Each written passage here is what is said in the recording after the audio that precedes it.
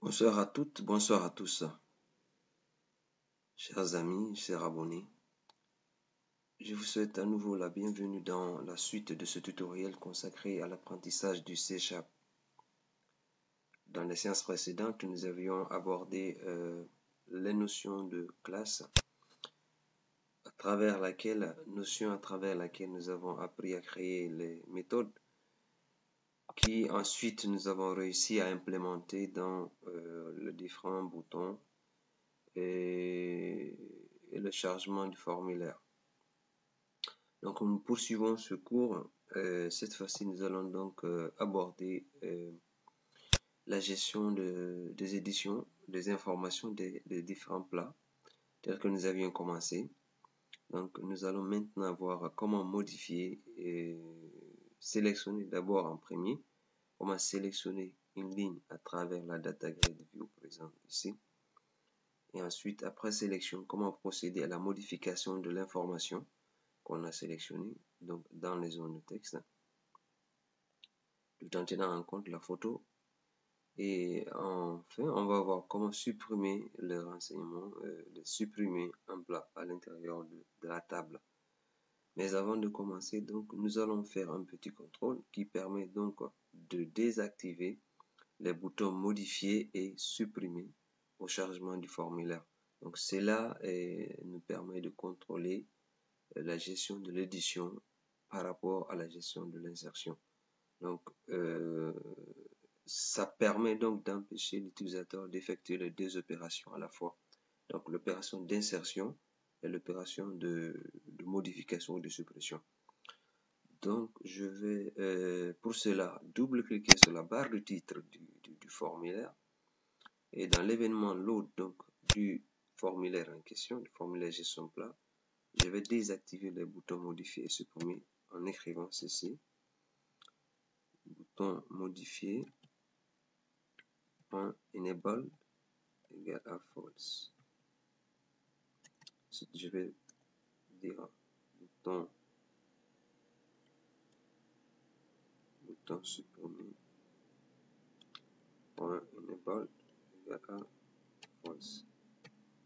Voilà. Donc là, je désactive les boutons modifier et supprimer au démarrage ou au lancement de l'application. Donc, lorsque le formulaire de gestion des plats se lance, donc ça me permet donc de désactiver ces deux boutons à travers les instructions. Enable, donc qui permet d'activer ou de désactiver selon la valeur qui est donnée à cette propriété. Donc après avoir effectué cette opération, je vais donc dans ma classe plat écrire une méthode qui permet donc de pouvoir modifier les informations concernant un plat. Donc je vais écrire cette méthode ici. Donc je vais réduire les autres méthodes en vue d'avoir un aperçu général. Donc je vais ajouter ce commentaire, méthode de sélection des données depuis la data grid view. Donc la méthode suivante nous permettra de récupérer les informations stockées dans le data grid view lorsqu'on sélectionne une ligne.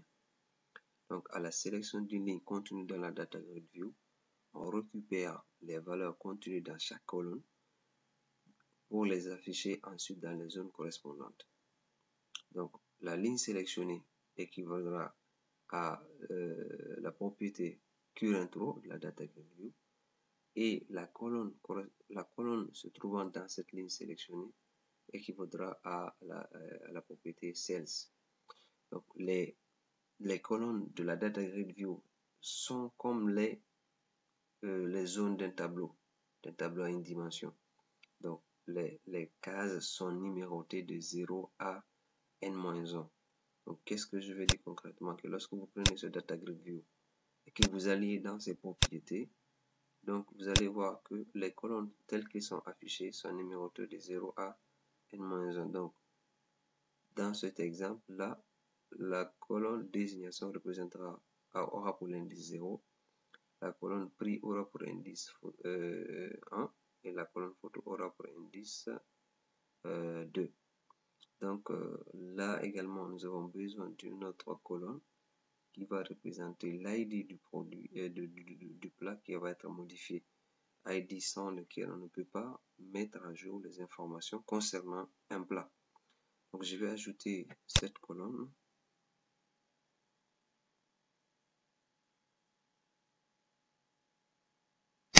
Je vais la nommer ID plat. ID plat.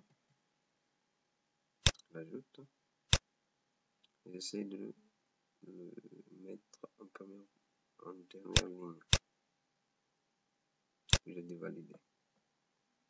Donc lorsque je saisis les informations sur un plat, l'ID est généré automatiquement. Donc cet ID permettra à la sélection de la ligne du plat que l'on veut modifier. Donc cet ID permettra de modifier l'enregistrement.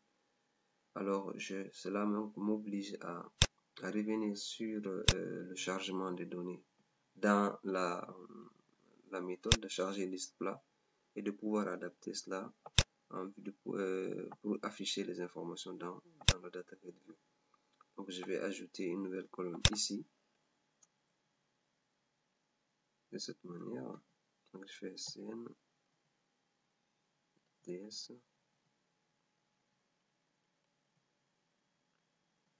string. Donc l'ID correspondant l'ID du plat. Je vais chercher ça dans la table.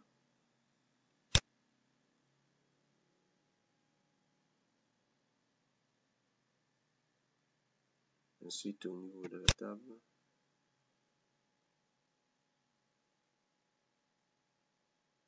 la client, pardon, plat, un code plat, ça représente, pardon, code plat. Je regarde l'orthographe, c'est écrit code plat. Ok. Donc j'écris tel que c'est là. Code plat. Donc ça c'est la dernière colonne que nous venons d'ajouter en vue de pouvoir récupérer ensuite les informations pour la modification ou la suppression. Donc j'ajoute code plat, compléter la liste. Et après cette partie, je vais donc écrire ma méthode qui permet donc de récupérer les informations de la data grid view et de les afficher dans les zones de texte. Je vais la nommer sélectionner. Sélectionner. Liste. Sélectionner info. Info plat. Donc là, on aura besoin de deux paramètres qui représentent les différentes zones. Donc ces deux zones se trouvent sur le formulaire. Parce que quand on récupère l'information dans une ligne sélectionnée, les informations suivant les colonnes vont s'afficher dans désignation, le prix et puis la photo. Donc, et puis la dernière voilà, ça va être l'ID du plat. Donc, ça va être 1, 2, 3, 4, 5 paramètres à ajouter dans la fonction. Donc, le premier paramètre, c'est la désignation. Donc, représente du text box X. Donc, c'est la désignation. On a mis libellé. Le deuxième correspond au prix. Textbox X. Prix plat. Le troisième paramètre, ça va être, comment j'appelle, le chemin d'accès le chemin d'accès de la photo du plat. Donc, on met ça en string. Le chemin, on l'a fait. Donc, l'autre paramètre également, ça va être l'ID du plat que l'on veut modifier. Donc, je vais déclarer une variable de type int qui va être en sortie. Donc, un paramètre de sortie. Donc, lorsqu'on sélectionne la ligne que l'on veut modifier, on récupère à travers cette méthode sélectionnée à travers cette méthode, on va récupérer la valeur de la colonne ID plat qui va être ensuite transférée dans la méthode suivante donc on va créer pour la modification en vue de permettre donc la modification du plat. Donc l'ID étant la clé primaire et indispensable pour pouvoir modifier ou supprimer un enregistrement dans la table plat. Donc nous allons le récupérer à travers la sélection de la ligne et en paramètre de sortie. Donc l'ID qu'on va déclarer, donc la variable qui va servir de stockage à cet ID là, donc sera transmis en sortie, donc sera un paramètre qui va renvoyer une valeur au programme appelant donc le formulaire qui ensuite sera utilisé pour pouvoir modifier l'enregistrement, donc un plat. Donc pour cela, je mets le mot-clé out pour dire que c'est un paramètre dont le résultat est attendu par le programme appelant. Je mets le type, ça va être un entier à 104 bits. Un entier à 104 bits, ce qui est équivalent à ici un big int dans la base de données, comme vous le voyez. Donc dans le programme, c'est un int 104. Je vais mettre ici ID plat. L'autre paramètre également dont on a besoin, on avait dit qu'il y avait 5 paramètres. Donc on a 1, 2, 3, 4. Il reste le dernier paramètre qui représente la liste à partir de laquelle les informations sont récupérées, à savoir le data grid view. Donc je mets data grid DGP pure data grid view plat. Voilà, donc après je vais taper entrée et je mets le début, la fin de la colonne. Donc je mets fin de la méthode, sélectionner info plat.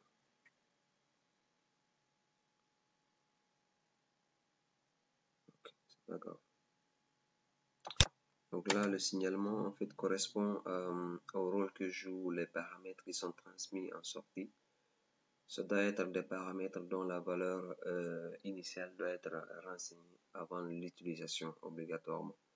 Donc quand on utilise une variable qui va être envoyée en sortie dans un programme, cette variable doit avoir une valeur de départ dans le sous-programme où on l'utilise. Donc ici, dans cette procédure sélectionnée, info plat, je dois faire initialiser cette variable avant de commencer à l'utiliser.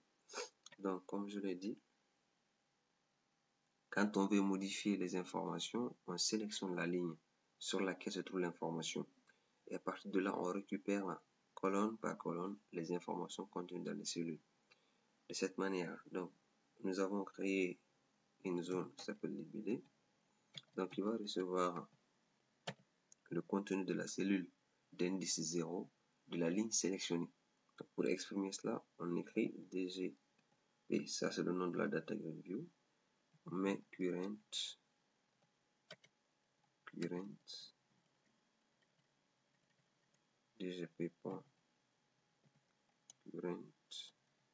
row, la ligne sélectionnée, point cells, la cellule en cours, on met l'indice de parcours, on met la valeur et puis on met ceci de string. Donc cette ligne permet donc de récupérer la valeur de la cellule d'indice 0 et l'afficher dans la zone de saisie libellée, donc qui représente sur le formulaire quelque sorte la désignation du plat. Donc je fais la même chose pour le prix, prix plat.text reçoit dgp.current.sense, donc 1 string.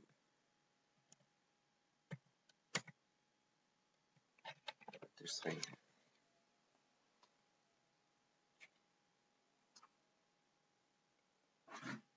Donc, je fais aussi la même chose pour l'ID. Je vais donc chercher à récupérer l'ID.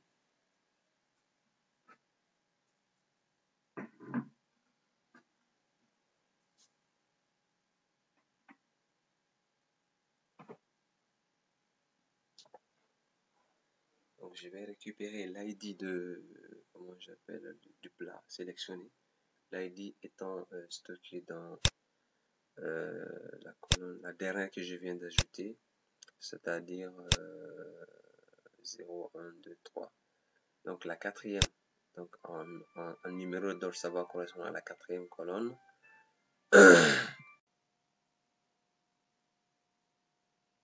Donc, un numéro de colonne, cela correspond à la cinquième.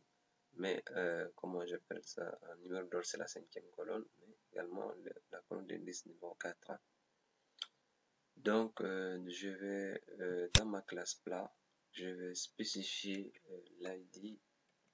Je dis que l'ID plat va recevoir, vu que l'ID du plat est du type int64 et que c'est un paramètre qui est défini en sortie, donc je vais utiliser une fonction de conversion parce que le langage il est fortement typé et puis il est très sensible aussi à la casse, mais en même temps n'accepte pas de conversion implicite. Donc toute affectation qui doit être faite entre un type de données et un autre type, il faut passer forcément, obligatoirement par une conversion, par un casting, une conversion explicite. Donc je vais utiliser convert.int64. Je vais mettre ceci.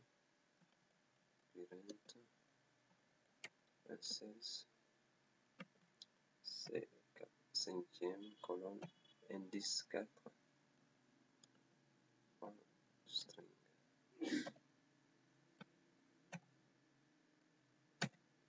Donc ça correspond à l'ID du plat, donc qui est la dernière colonne de la data view. Je reviens encore là-dessus.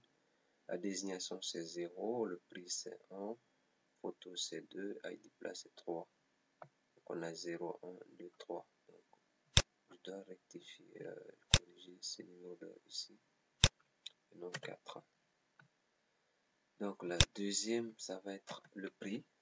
Ça c'est déjà plutôt pas le prix.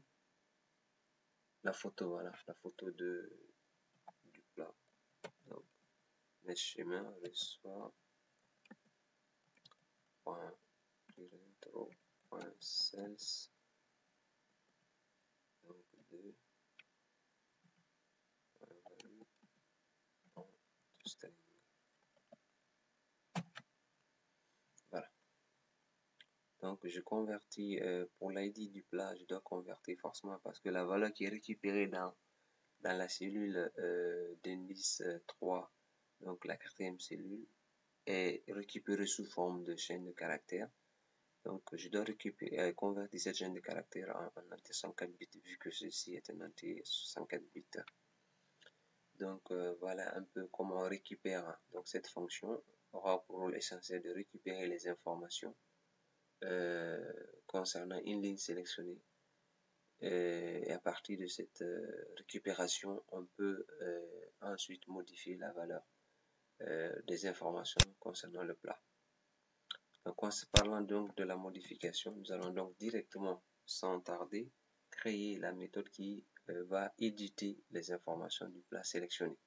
Donc la méthode sélectionnée récupère les informations pour les afficher dans les zones de saisie, y compris l'ID, et avec ces informations modifiées, nous allons cliquer. En cliquant sur le bouton modifier, donc la fonction modifier va donc se déclencher pour mettre à jour les renseignements concernant un plat. Donc je vais donc utiliser une autre méthode qui a pour rôle de mettre à jour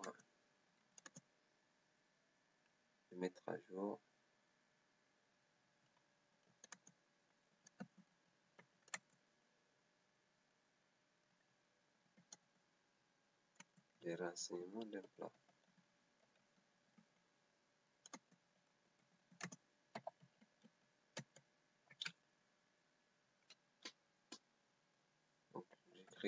public void, je vais dire mise à jour,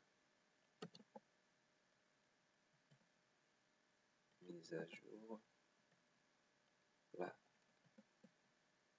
mise à jour plat.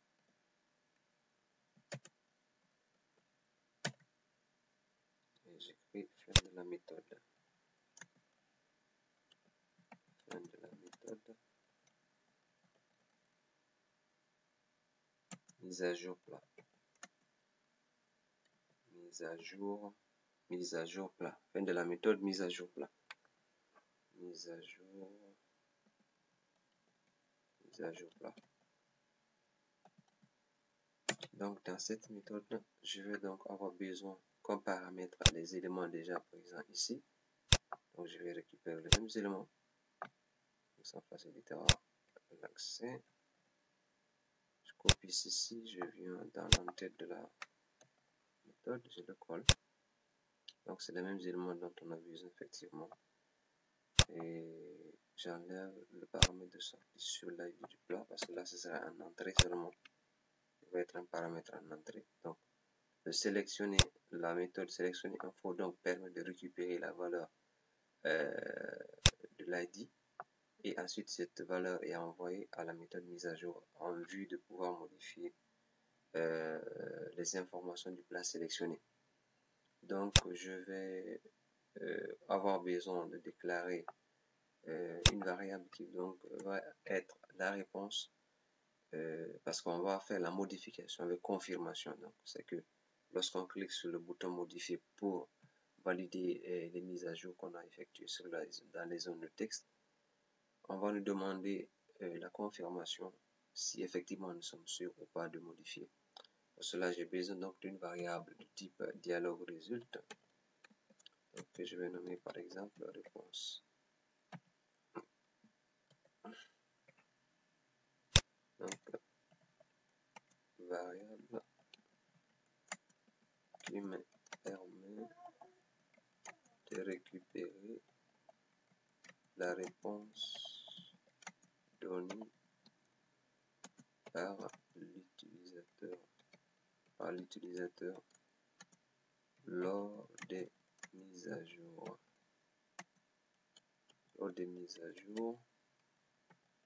Ou suppression.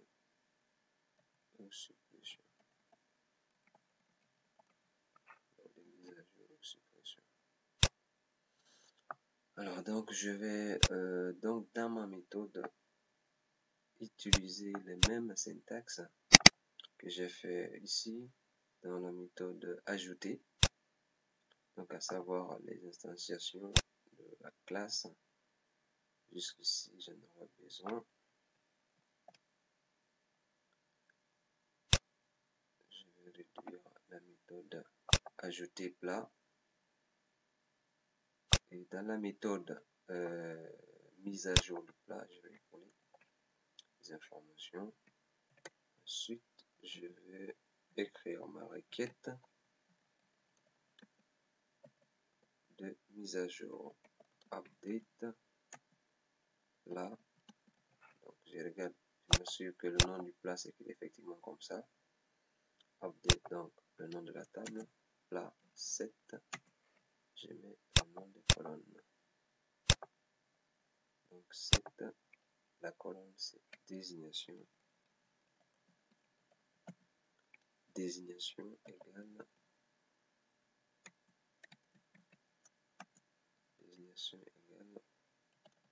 à libellé. Libellé.text. Donc la valeur qui a été modifiée à partir de la valeur modifiée contenue dans la zone de saisie. Ensuite, je fais donc update plat, donc mettre à jour la table plat, la désignation, donc les valeurs que doivent prendre les différentes colonnes, la désignation prendra le libellé. Ensuite, le prix du plat, c'est comme ça, c'est écrit, égal ceci. Donc, prix du plat alors, vu que le prix du plat dans la table est de type, quand on vérifie, c'est de type décimal, donc là également, comme je l'ai dit tantôt, il faut faire une conversion explicite. Voilà, décimal. Donc je mets prix, point texte. Point texte. Donc, on peut modifier donc la désignation du plat, on peut modifier son prix, on peut également modifier la photo. Donc, on peut également modifier la photo du plat. Donc, photo plat égale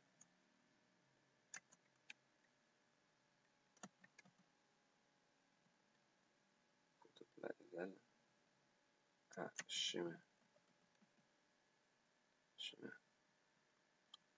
Maintenant, on va spécifier de quel plat il s'agit. Donc, code plat égale code plat égale ID du plat. Voilà, code plat égale ID plat. Je mets une intégration. Voilà, donc là, on demande à modifier les informations concernant le plat sélectionné. Donc, on modifie la désignation, le prix, la photo. Voilà. Pour lequel on a le code plat égal à ID plat qu'on a choisi. Donc, pour pouvoir valider cette transaction, on va demander à l'utilisateur,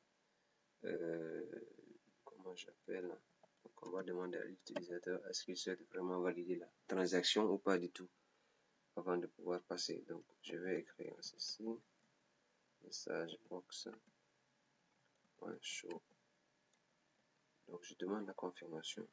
Êtes-vous sûr de vouloir modifier ce plat, mais le titre gestion des plats, type de bouton, message box bouton .yes no, ensuite l'icône message box icône .question.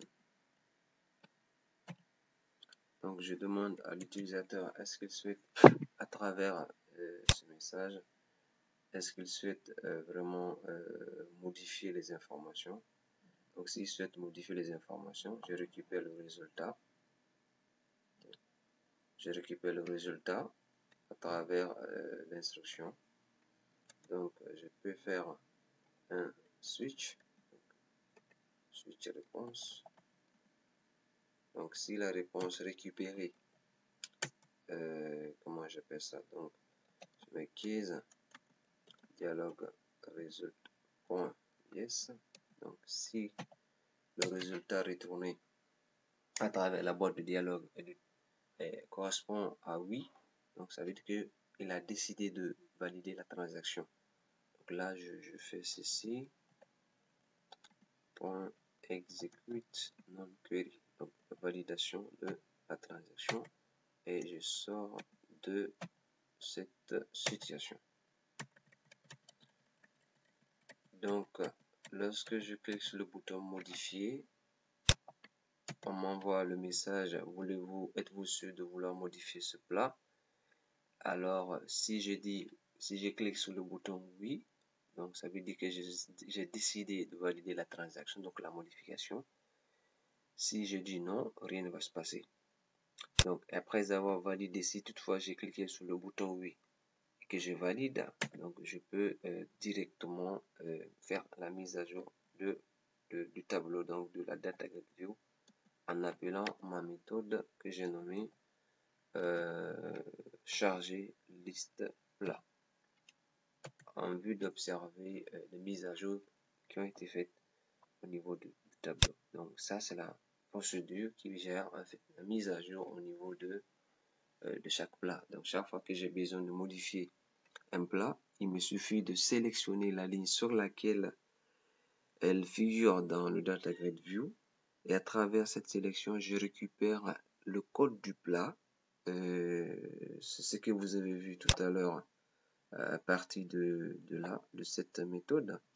Donc, on a récupéré le code du plat avec le paramètre en sortie qu'on a déclaré ID plat. Et ce paramètre ensuite est envoyé à la fonction, à la méthode mise à jour plat pour pouvoir modifier les informations du plat. Donc, nous allons utiliser ces deux méthodes dans le formulaire et observer le comportement que cela donne dans le résultat de l'exécution. Donc, je reviens sur le formulaire de gestion des plats et je sélectionne le Data Grid View. Dans ses propriétés, je vais dans événements et dans la liste des événements, je choisis l'événement CellClick qui correspond au clic sur une cellule de la Data Grid View. Donc, de déclencher l'événement. Disons, c'est l'événement associé au clic sur une cellule de la Data Grid View. Je double-clique sur cet événement, ce qui me conduira dans l'éditeur de code où je vais maintenant utiliser déjà. Auparavant, nous avons instancié notre classe plat plus haut ici. Et donc, il me suffit maintenant de seulement spécifier cette instance pour pouvoir accéder à la méthode que j'ai créée, à savoir sélectionner, voilà, sélectionner plat. Et le premier paramètre correspond à la désignation. Donc, l'équivalent sur le formulaire est TXT et désignation. Ensuite, le deuxième paramètre, c'est le prix, équivalent à TXT prix sur le formulaire.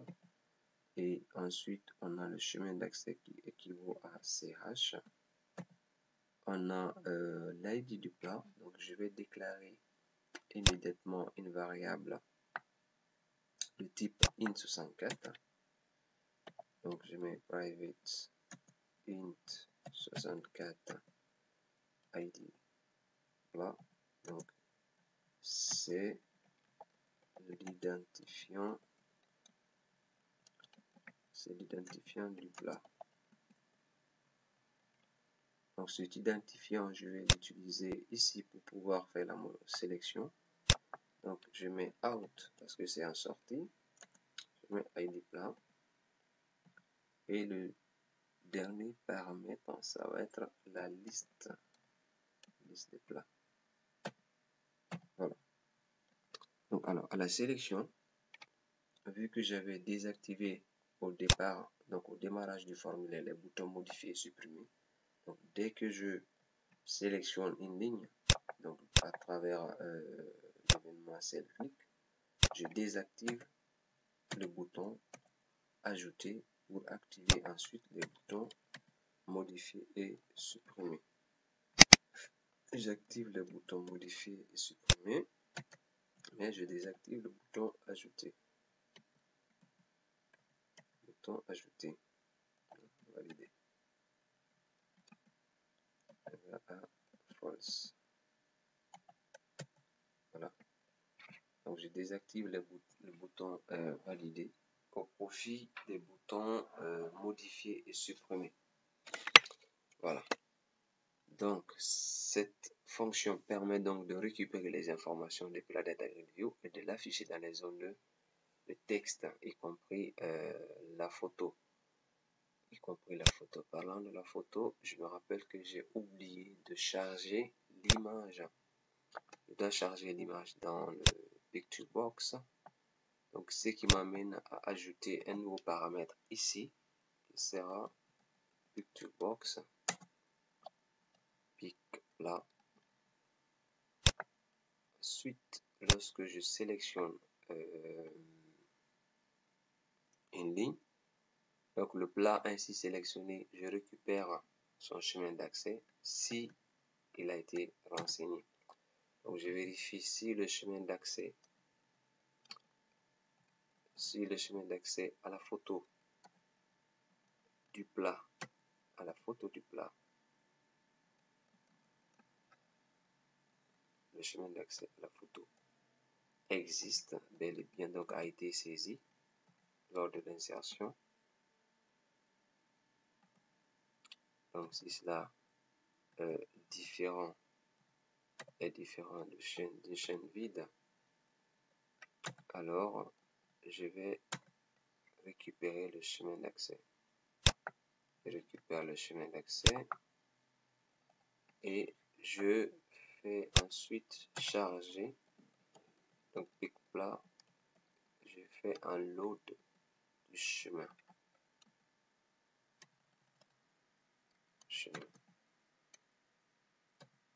Voilà.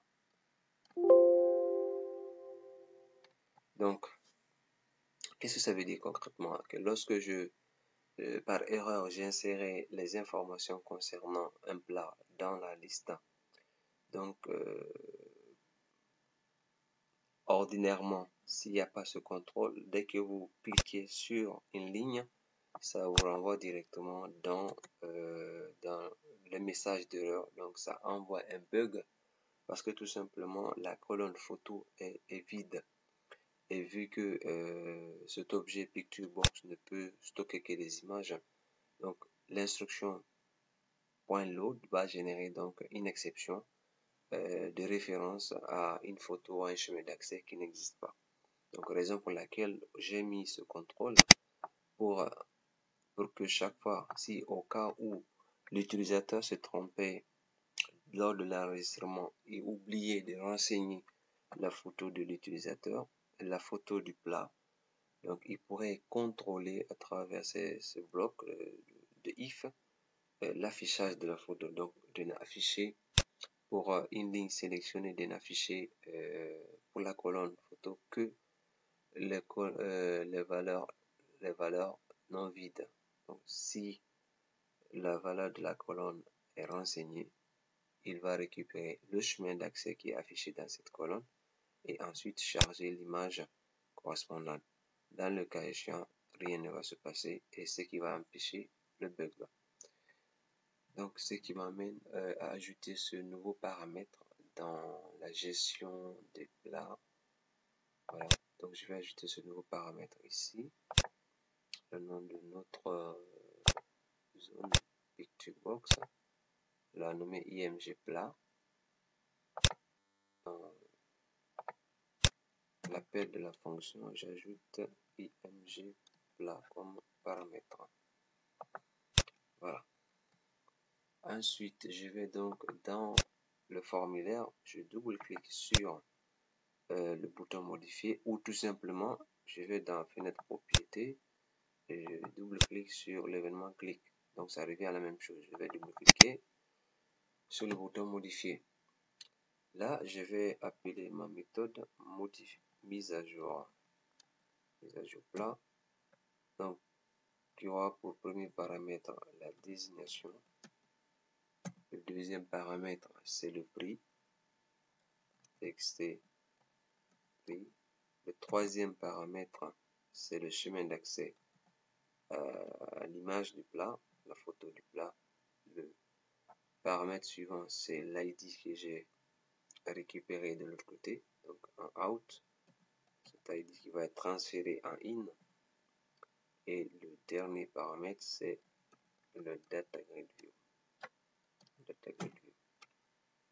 Donc, ici aussi, également, qu'est-ce que je fais? Après modification, je remets les éléments des boutons à une valeur contraire. Donc, je désactive les boutons modifier et supprimer. Et j'active le bouton enregistrer ou valider. Donc, voilà comment donc on fait la mise à jour de l'article à travers donc les fonctions sélectionner info plat. Nous récupérons les informations du plat que l'on veut modifier et à travers la méthode mise à jour plat, nous allons valider la mise à jour, donc valider les modifications. Alors on va passer en test. je vais générer la solution, régénérer.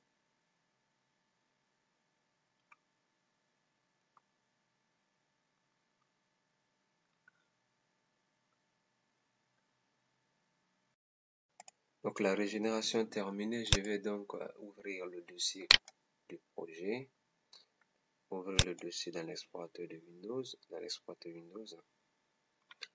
Ensuite, je vais dans le répertoire de sortie du projet bin, dans debug, et je vais lancer le projet,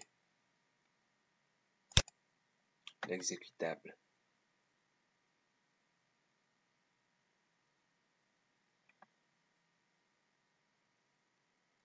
Donc, je vais dans l'onglet gestion des plats, je clique sur nouveau plat. Cette fois-ci, c'est pas pour enregistrer un autre plat, mais c'est pour pouvoir modifier des informations concernant un plat existant. Donc, par exemple, je prends la dernière ligne. Donc, quand je clique sur la ligne, il m'affiche les informations dans la zone de texte, la désignation, le prix et puis la photo correspondante. Je sélectionne la ligne suivante, la photo change, le nom change, le prix également, ainsi de suite. Donc, chaque fois que je sélectionne une ligne, vous allez constater que les informations sont affichées en fonction de la ligne sélectionnée. Alors, ça c'est l'autre méthode qui permettait de faire ça. Et en même temps, vous allez constater que le bouton valider n'est plus actif, mais également les boutons modifier et puis le bouton supprimer, eux sont actifs. Donc, je sélectionne par exemple la première ligne qui correspond à shawarma viande. Je peux par exemple modifier le prix de shawarma de 15 000 à 25 000 par exemple. Et puis je peux changer la photo. Donc je choisis par exemple une photo différente de celle que j'ai prise au départ. Je prends une autre photo. Par exemple. Et puis après avoir fait donc ces différents choix, je clique sur modifier pour valider la modification. Et là apparaît notre boîte de dialogue qui demande est-ce que je veux vraiment modifier les informations de ce plat. À partir de cet instant, si vous dites oui, alors la transaction sera validée, donc les modifications seront apportées. Et si vous décidez de dire non, donc rien ne se passera, les informations resteront telles qu'elles sont. Donc, je clique sur oui, donc ce qui actualise effectivement les informations dans le tableau. Donc shawarma viande qui était vendu à 15 000 donc passe à 25 000 et puis le chemin d'accès à la photo aussi change. Donc vous pouvez constater le nom qui est affiché là. Donc ici je peux faire la même chose. Le yaourt zilé, je mets yaourt pot par exemple qui se vend à 3500. Donc je clique sur modifier, je dis oui. Donc voilà.